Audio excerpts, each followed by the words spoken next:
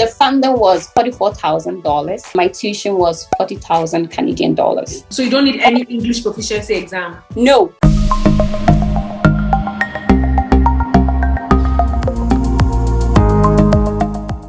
Hi guys, welcome back to my channel. If you're new here, you're welcome.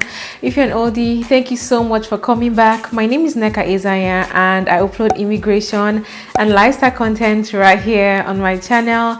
And yeah, you're welcome and I hope you enjoyed today's video. I made a video about scholarships for undergraduate students, I think a couple of months ago. If you haven't seen that video, I'm going to link it up right here right now. So go watch it in case you're an undergrad student and you want to come to Canada with a scholarship. I've been getting some requests to also make a video concerning scholarship or funding for postgraduate students. So that's what today's video is going to be about. I'm going to be having a special guest with me and she's just going to be telling you guys her story and her experience concerning postgraduate funding and scholarships here in Canada. I wish I knew the things that she's going to tell you guys prior to coming to Canada, because if there's any way I can just release or reduce the financial burden tuition fee had put on my back, I would take it a whole lot without even blinking twice. So I felt this video is going to help a lot of people out there. So yeah, I hope you enjoy it and I hope it helps. So let's meet our special guest. Hi, do you want to introduce yourself? Oh yeah, sure.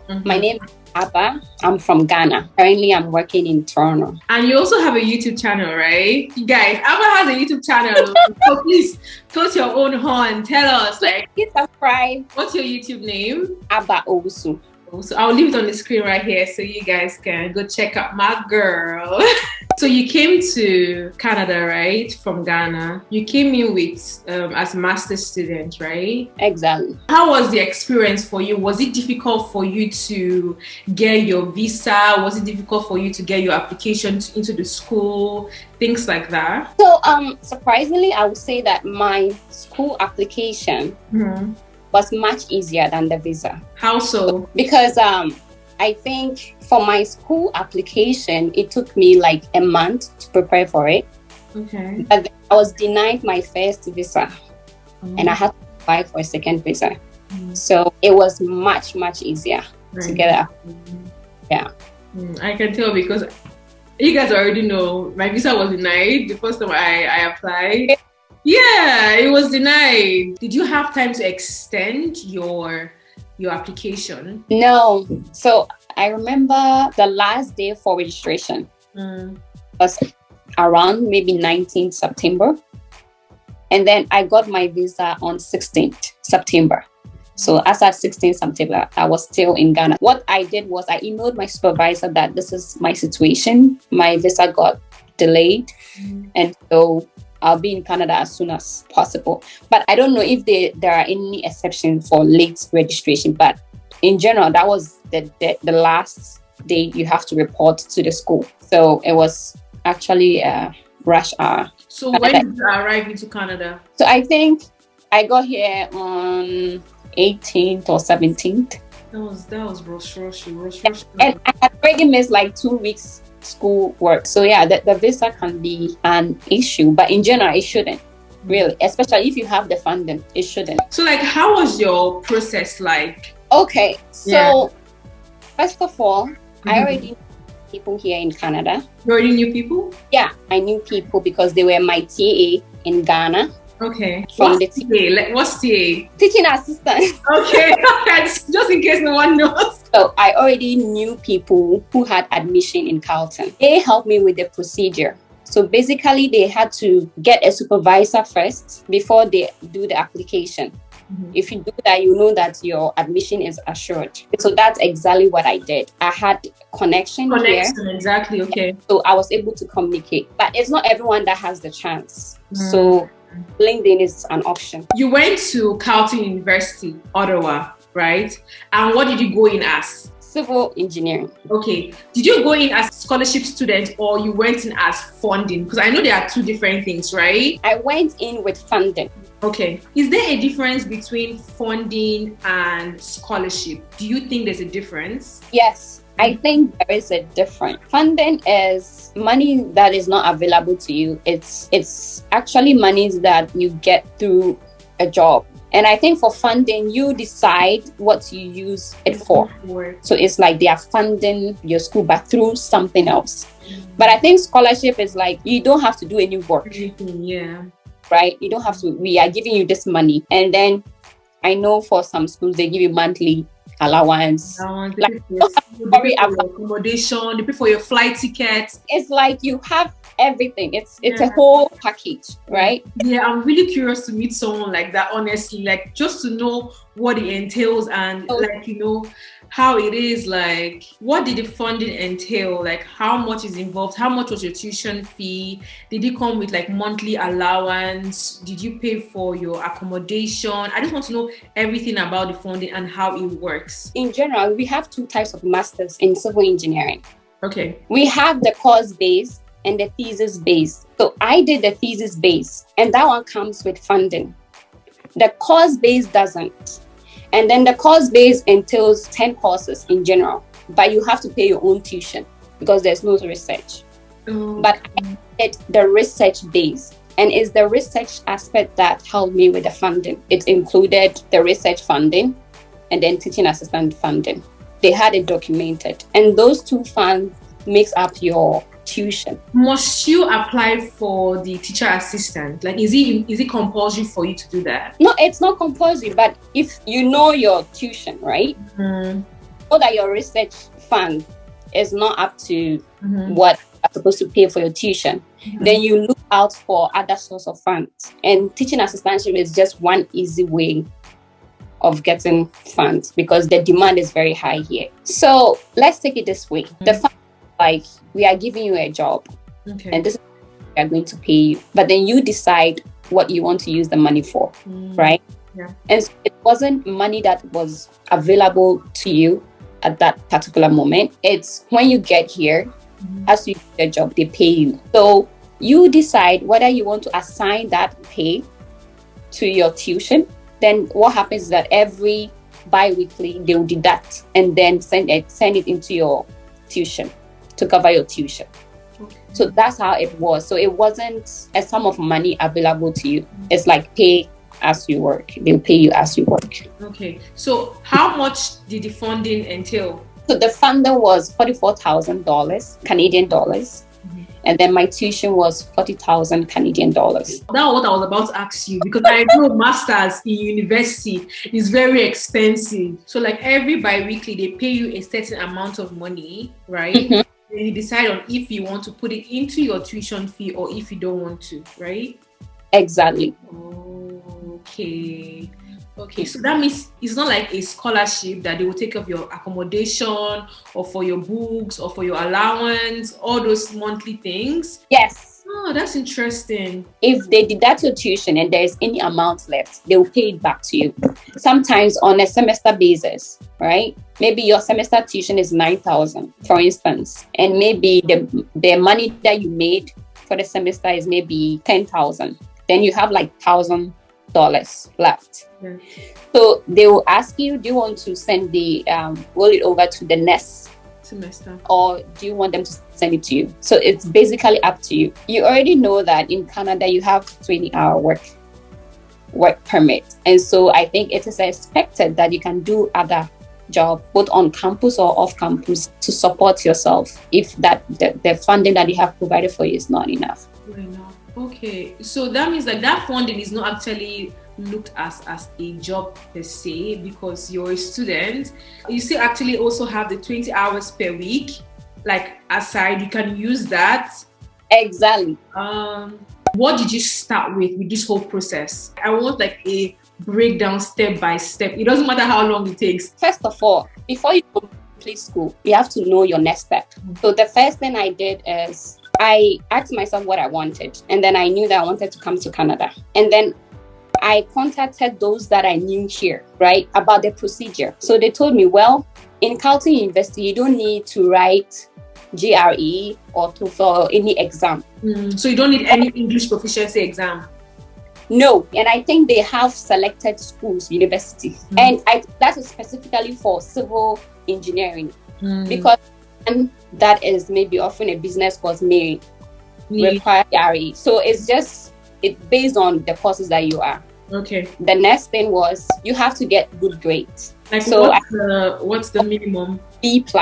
For my university, we use the CWA system. So it's like a percentage. If you get above 70%, that's a first class. Second class upper will be the B class. Okay. So you have to know your minimum requirement. All I had to do was I needed funding because I didn't have money.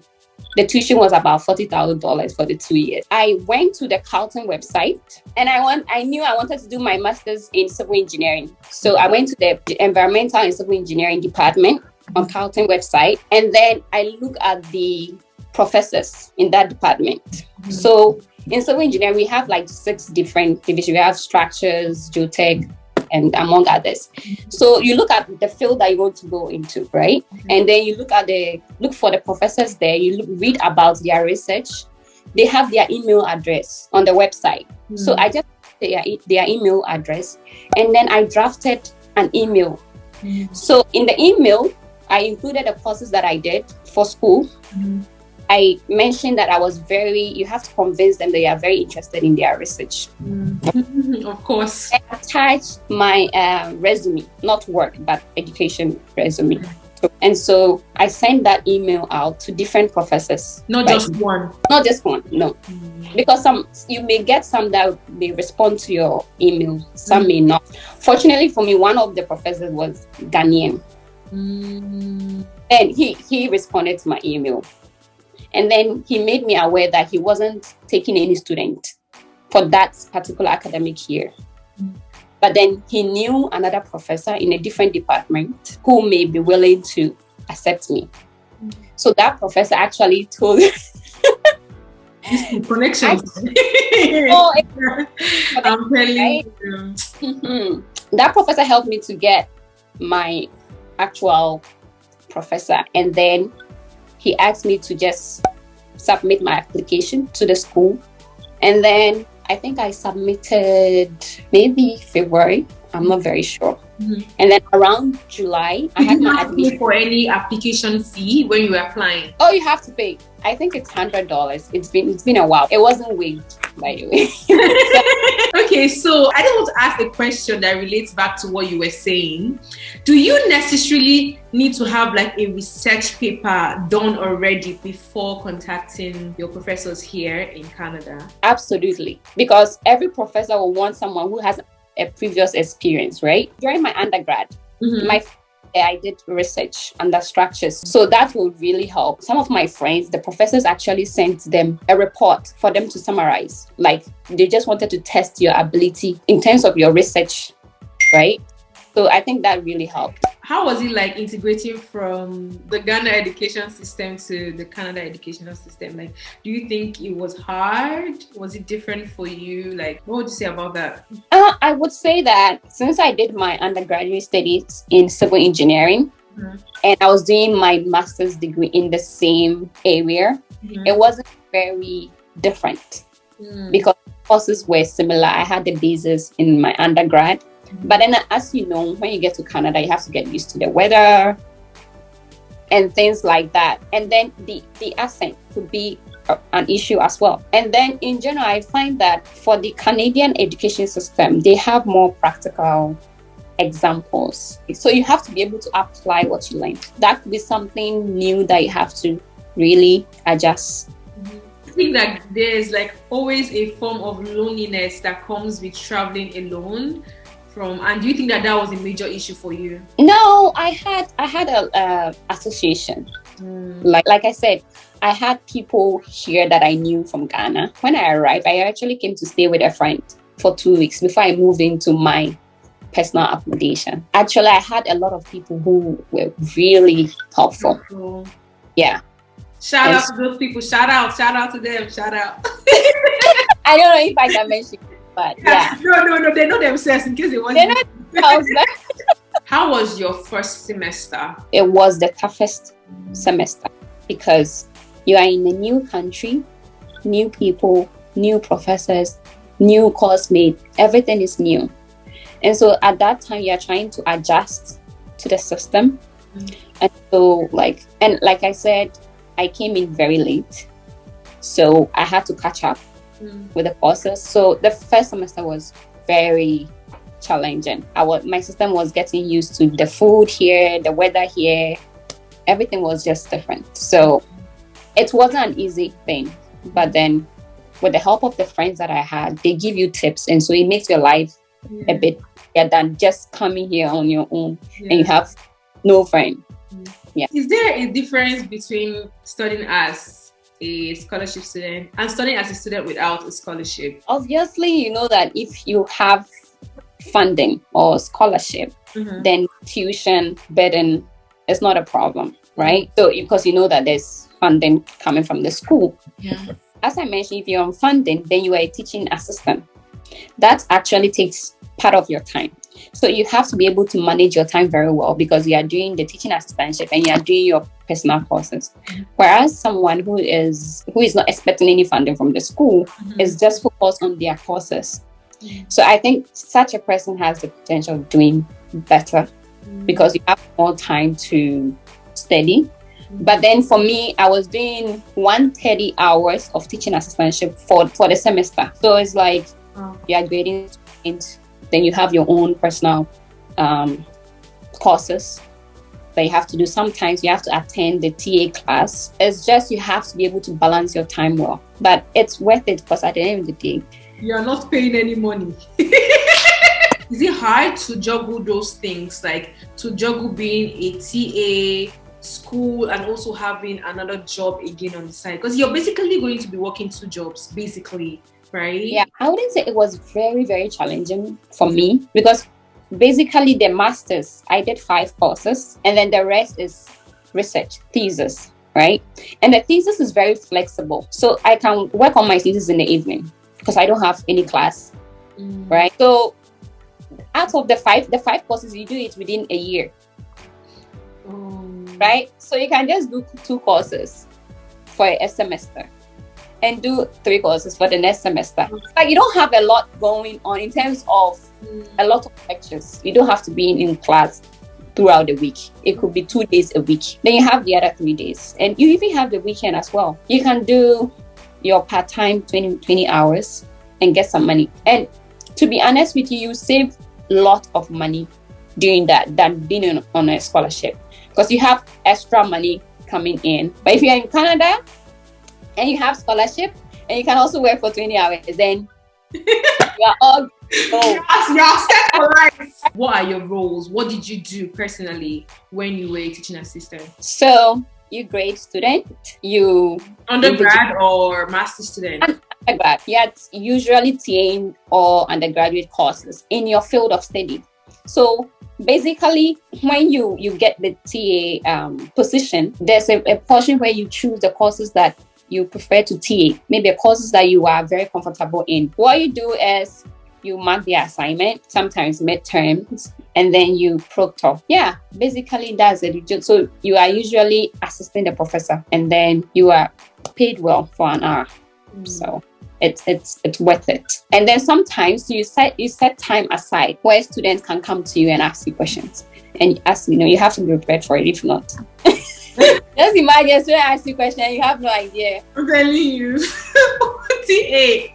You're supposed to be my TA. What are you doing? If people are yet to come to Canada with like postgrad degree, like what's your advice for them? Okay, so I would say not everyone will have it as easy as I did. But then what you can do is know what you want before you graduate. Or if you are working, that's fine. But just plan ahead of time. Know if you have to write any exam, prepare for the exam. So knowing the basic requirement is the first step. And then I would say that try and be active, like trying to connect with people. So if you want to come to Canada, you can watch Nneka's video. That's key. Try and create connections, right? Even if you are not ready to apply, you don't lose anything emailing professors. So the whole thing is connection. It makes your application easier. You know that your admission is assured, your funding, it makes everything easier. So I think just try and connect. Sometimes, knowledge is all you need, to be honest. And it's going to save you a whole lot of money, a whole lot of time.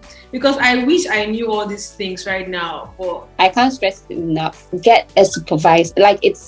it's the easiest. You will not input your application, be like, am I going to get admission or not? If you have the supervisor and the supervisor have confirmed that I am taking this student, and you know that you have the minimum of B plus or second class upper, that's all. You are set. Oh, this was so good. Oh, Abba, thank you so much. Do you want to add anything else? Please subscribe to Nneka's YouTube channel. You have to do that now, please. Subscribe to Abba's channel. So guys, thank you so much for watching. Please don't forget to like, share, and subscribe to my YouTube channel. And just in case you have any extra questions for Abba, please leave them in the comment section, and maybe she's going to answer your questions. I will. Yes. I have to. It's Nneka. Bye. Thank you.